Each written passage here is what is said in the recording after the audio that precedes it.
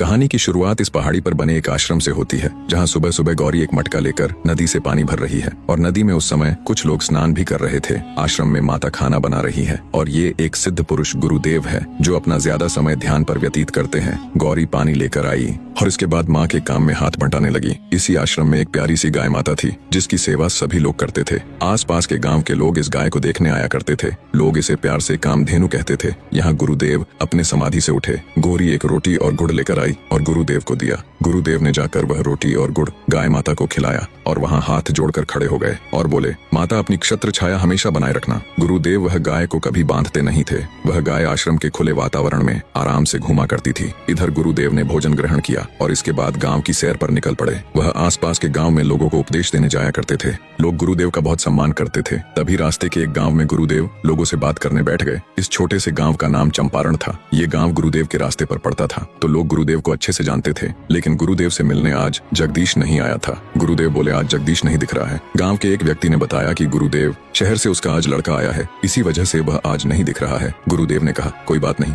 पिता पुत्र का संबंध ही कुछ ऐसा होता है। गुरुदेव और गांव के लोगों के बीच कुछ देर बातचीत चलती रही। थोड़ी देर बाद गुरुदेव ने राम राम किया और अपने रास्ते को चल दिया। गुरुदेव ने रास्ते में देखा कि एक जगह पर 4-5 बकरियां बंधी थीं और 2-3 लोग बैठे थे। वह लोग मुस्लिम समुदाय से ताल्लुक रखते हैं। गुरुदेव उनके पास गए और बोले, भाइयों, इन बकरियों को ऐसे क्यों बांध रखा है? देखिए कितनी मासूमियत से देख रही है। इनको छोड़ दो तो कुछ खा पी लेंगी। एक मुस्लिम व्यक्ति मजाक में बोला, ये यहाँ क्या खाएंगी? शाम को इनको कोई खाने वाला है। गुरुदेव थोड़े हैरान हो गए। फिर बोले कि इनको कौन खाने वाला है? एक बोला, हम लोग और हमारे भाईजान सभी खाएंगे। पंडित जी, अगले दिन बकरीद है ना, इसलिए। गुरुदेव बोले कि इन मासूम जानवरों के साथ आप गलत कर रहे हो। पंडित जी, यह हमारा त्योहार है, कृपया कर इसमें दखल ना दे तो बेहतर होगा। आप अपना प्रस्थान रखिए। गुरुदेव ने निराशा भरी निगाहों से उन बकरियों को देखा। गुरुदेव काफी देर तक वहाँ खड़े रहे। थोड़ी देर बाद उनकी एक गाड़ी आई और उन बकरियों को अंदर डाला और उन्हें मौत के घाट उतारने को ले गए। गुरुदेव उन मासूम चेहरों को याद कर बहुत दुखी हो रहे थे। आज शाम में जब वह अपने आश्रम पहुंचे तो उनका चेहरा गहन सोच और चिंता में डूबा था। उनकी पत्नी सावित्री ने जैसे उन्हें ऐसा देखा तो फौरन उनके पास आई और बोली, क्या हुआ आपको? आज आप चिंतित परेशान दिख रहे हैं। गुरुदेव बिना जवाब दिए शांत बैठ गए। सावित्री की व्याकुलता और चिंता बढ़ती जा रही थी। थोड़ी देर बाद गौरी भी आ गई और माता पिताजी को दुखित देख वह भी दुखी हो गई। आप कुछ बताओ ना, आज आपको क्या हो गया है? गुरुदेव ने हिम्मत कर बताया, सावित्री, यहाँ एक ऐसा भी धर्म है जहाँ उनके त्योहार पर जानवरों को काट कर खाते हैं। इस जग में भगवान ने कितने जीव बना रखे हैं, हर जीव का भोजन भी अलग अलग बना रखा है, लेकिन यहाँ तो जीव जीव को ही खा रहा है। बोलते हुए गुरुदेव की आंखें नम थीं। ये बात सुनकर सावित्री को भी बड़ी हैरानी हुई और उसकी आंखें भर आई। गुरुदेव ने आज रात्रि में खाना नहीं खाया और रात्रि में जब लेटे थे तो उनके सामने वही मासूम चेहरे दिखाई दे रहे थे। आज पूरी रात निकल गई लेकिन गुरुदेव को नींद नहीं आई। सुबह 5 बजे वह नदी में स्नान करने गए और स्नान कर वह मंदिर पहुंचे और भगवान के सामने बैठकर रो रो कर प्रश्न करने लगे, ये कैसी दुनिया बनाई है प्रभु? यहाँ तो लोग एक दूसरे को ही खा रहे हैं। ऐसे में मानव जाति का क्या होगा? ऐसा चलता रहा तो असहाय जानवरों को कौन बचाएगा? क्या आगे इंसान ही दुनिया पर राज करेंगे? क्या तुम्हारा यही न्याय है? तभी एक आकाशवाणी हुई, पार्थ धैर्य बनाए रखो, समय आने पर सब पता चल जाएगा। इसके बाद अचानक गुरुदेव के मन में शांति का अभाव हुआ और फिर प्रणाम करके वह अपने आश्रम को लौट गए। गौरी पहले से ही गुड़ रोटी लिए खड़ी थी। गुरुदेव ने गुड़ रोटी लिया और गाय माता को खिलाया।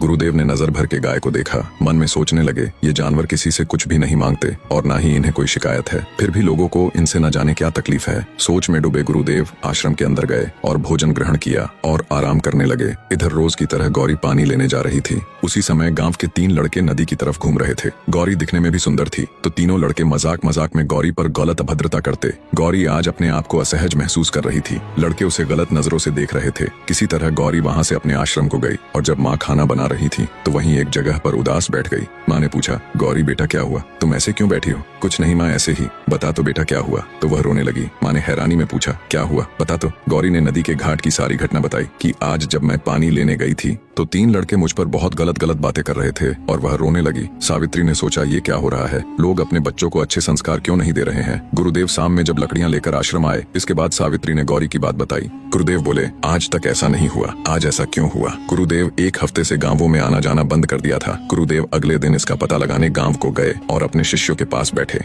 गुरुदेव, आप कुछ दिनों से आए नहीं, क्या बात है? सब खैरियत तो है ना? गुरुदेव के चेहरे पर चिंता साफ दिख रही थी। गुरुदेव बताओ क्या बात है? हम सब आपके साथ हैं। गुरुदेव ने बताना शुरू किया कि कल मेरी बेटी के साथ किसी ने नदी के घाट पर अभद्रता की है। ये सुन लोग हैरान रह गए कि देवी स्वरूप कन्या के साथ ऐसा। आप तो उसका नाम बताओ, हम उसे कड़ी सजा देंगे। थोड़ी दूरी पर राहुल खड़ा ये सब सुन रहा था। वह फौरन वहाँ से रोहन के पास गया गांव के लोग और गुरुदेव की बात जाकर बताई। रोहन हैरान की, वह लड़की साधु की बेटी है। हाँ भाई, अगर पिताजी को पता चल गया तो बहुत दिक्कत होगी। दोनों हैरान परेशान वहीं बैठे रहे। इधर गुरुदेव ने कहा कि उन लड़कों को सजा दिलाने की भावना मेरी एक भी नहीं है, लेकिन मुझे ऐसा प्रतीत हो रहा है कि ऐसी शिक्षा आप लोग अपने बच्चों को दे रहे हैं तो आने वाले समय पर हमारी बेटियां सुरक्षित महसूस नहीं करेंगी। इतना कह गुरुदेव वहां से चल दिया। गांव के लोगों पर गुरुदेव की बात अंदर तक चली गई। वह सभी आपस में एक निर्णय लिया कि हमें कुछ बड़ा फैसला करना होगा, नहीं गुरुदेव की बात सच साबित हो गई तो हम सभी एक ना एक दिन परेशान होंगे। गांव के लोगों ने पता करना शुरू किया कि गुरुदेव की बेटी के साथ ऐसी अभद्रता का किसमें साहस हुआ। इधर हल्की स्माइल के साथ मनोज भी चला आ रहा था। रोहन और राहुल पहले से ही चिंतित बैठे थे।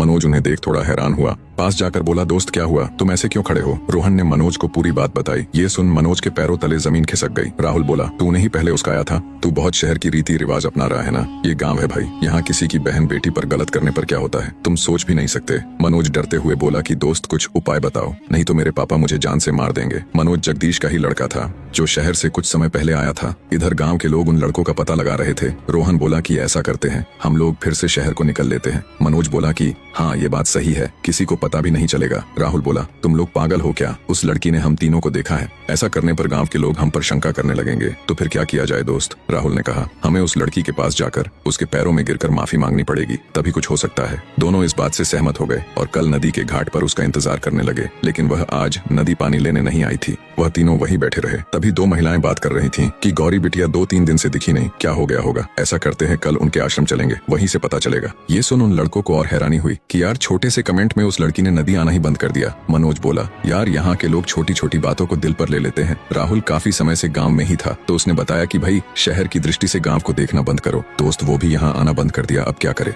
राहुल बोला, अब लास्ट एक ही उपाय है। क्या दोस्त, जल्दी बताओ। अब हमें आश्रम में ही चलकर गुरुदेव और उस लड़की के चरणों में गिरकर माफी मांगना पड़ेगा। मनोज चौंक कर बोला कि दोस्त क्या बोल रहा है भाई, एक ही रास्ता है और कुछ नहीं है। अगर गांव के लोगों को पता चल गया तो हमारी खैर नहीं। तीनों ने बैठकर काफी देर तक विचार किया और फिर वह गुरुदेव के आश्रम की तरफ चल दिया। जब वह आश्रम के करीब पहुंचे तो उस समय गौरी आश्रम की सफाई कर रही थी। जैसे गौरी की नजर उन लड़कों पर पड़ी, वह फौरन भागकर अंदर चली गई। पास में खड़ी माँ ने देखा तो वह उन तीनों के पास गई। वह तीनों लड़के झुककर हाथ जोड़कर एक पश्चाताप के भाव से बैठ गए। ये देख सावित्री को थोड़ा अजीब लगा कि ये लड़के ऐसे क्यों बैठे हैं। उसी समय गुरुदेव का आश्रम में प्रस्थान हुआ और सावित्री के पास आकर बोले, ये लड़के ऐसे क्यों बैठे हैं? आश्रम के झोपड़ी के अंदर से गौरी भी देख रही थी। सावित्री बोली, इनको देखकर गौरी अचानक अंदर चली गई थी तो मैं इनके पास आई तो पता नहीं ये आकर ऐसे बैठ गए हैं। गुरुदेव बोले, बच्चों क्या बात है, तुम ऐसे क्यों बैठे हो? मनोज बोला, गुरुदेव हमसे अनजाने में बहुत बड़ा पाप हो गया है। गुरुदेव हमें जो सजा देंगे हमें मंजूर है। गुरुदेव बोले, आखिर हुआ क्या, हमें भी बताओ। सभी मौन बैठे थे। सावित्री बोली, बेटो हमें बताओ कि आखिर बात क्या है। तब हिम्मत कर राहुल बोला कि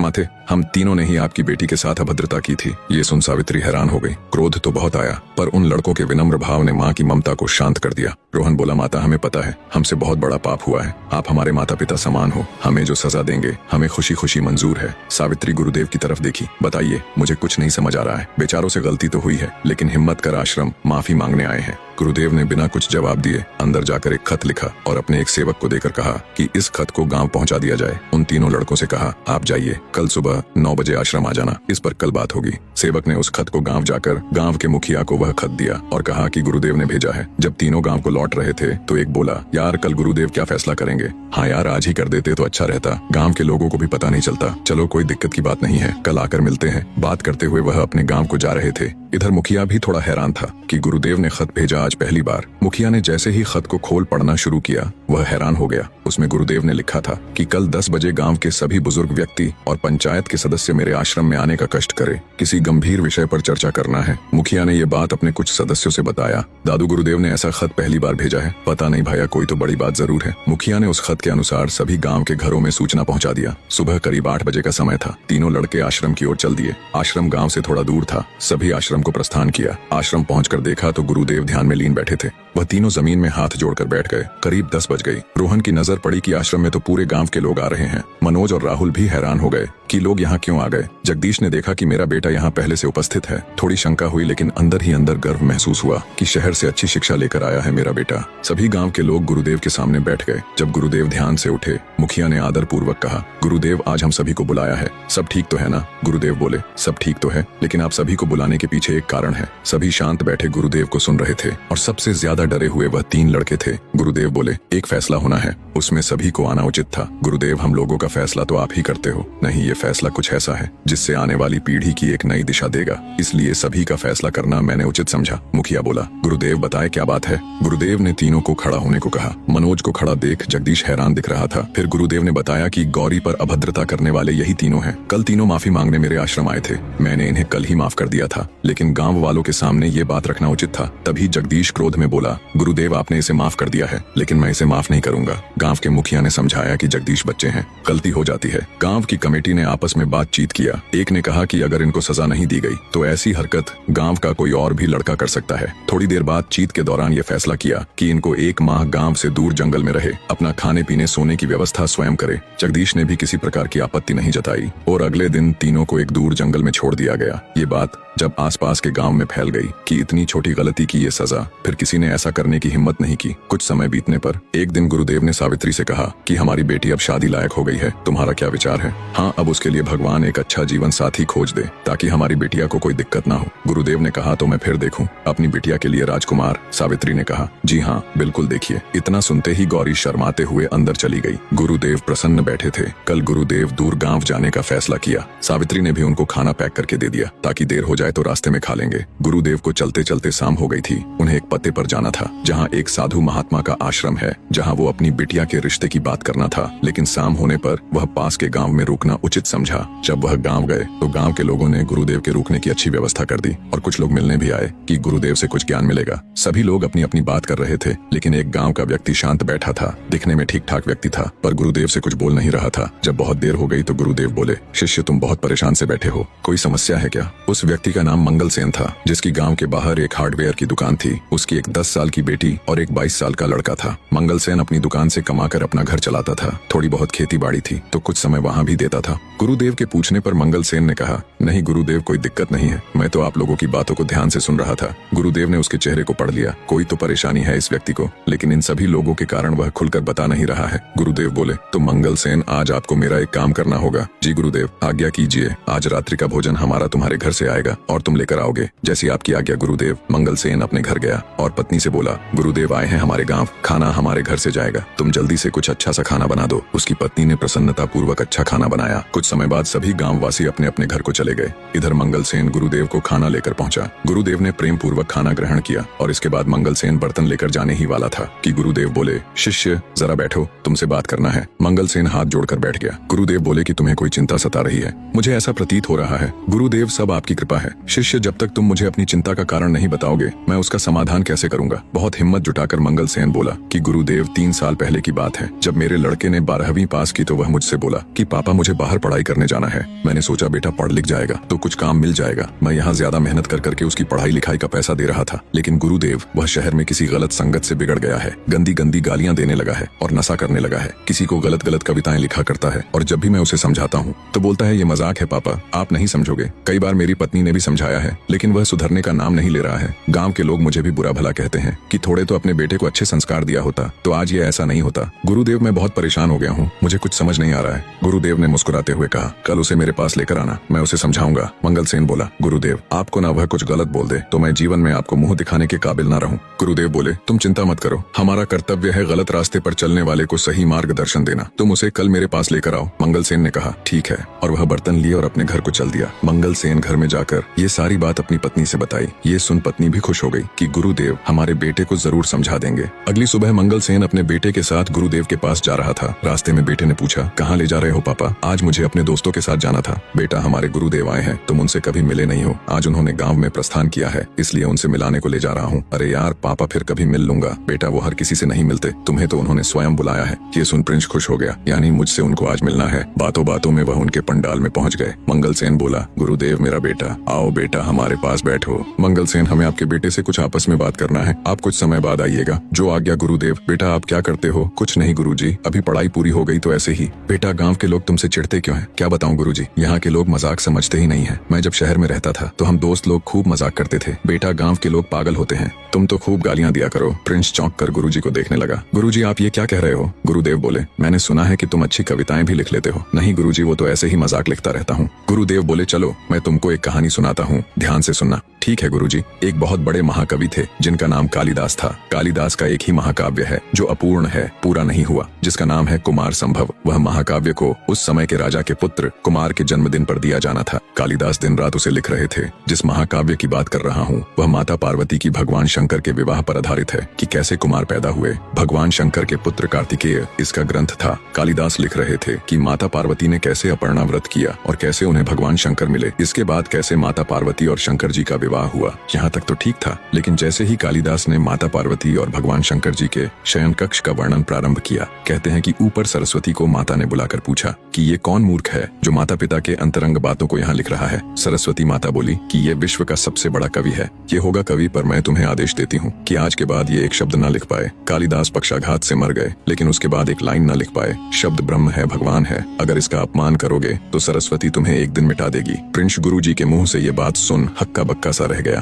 और हाथ जोड़कर और आंखें नम गुरुजी से बोला, गुरुजी मुझे बचा लो, मुझसे बहुत बड़ा पाप हो गया है। गुरुदेव बोले, आज से माता पिता की आज्ञा का पालन करना और मंदिर में रोज जल चढ़ाने जाना और खूब भगवान का नाम जप करना है। इसके बाद गुरुदेव ने अपना प्रस्थान रखा। इधर जब प्रिंस घर पहुंचा तो माँ के सामने बैठकर रोने लगा। माँ बोली, बेटा क्या हुआ, तुम रो क्यों रहे हो? माँ मुझे माफ कर दो, अनजाने में मुझसे बहुत बड़ी गलती हो गई है। सुमन समझ गई कि गुरुदेव ने मेरे बेटे को सही रास्ता दिखा दिया है। सुमन ने अपने पति को भी खुशखबरी दी कि हमारा बेटा सुधर गया। मंगल सेन तुरंत गुरुदेव के पास गया, लेकिन वहाँ पहुंचकर पता चला कि गुरुदेव ने आगे प्रस्थान कर लिया है। गुरुदेव अपने गंतव्य स्थान पर पहुंच गए तो उन्होंने देखा कि एक माताजी पूजा के लिए फूल तोड़ रही है। माते, हम चंदपुरा गांव से कुछ दूरी पर हमारा आश्रम है, हम रिश्ते के सिलसिले में आपके पास आए हैं। माता ने कहा, महात्मन आइए बैठिए। गुरुदेव आश्रम के अंदर बैठ गए और थोड़ी देर बाद साधु महात्मा आए और बोले, कैसे आना हुआ महाराज जी? स्वामी जी, सब आपकी कृपा है। थोड़ी देर बाद मातेश्वरी पानी लेकर आई। गुरुदेव ने पानी पिया और फिर आगे रिश्ते की बात की गई। बातचीत के दौरान ही साधु का लड़का रामायण की किताब लिए चला आ रहा था।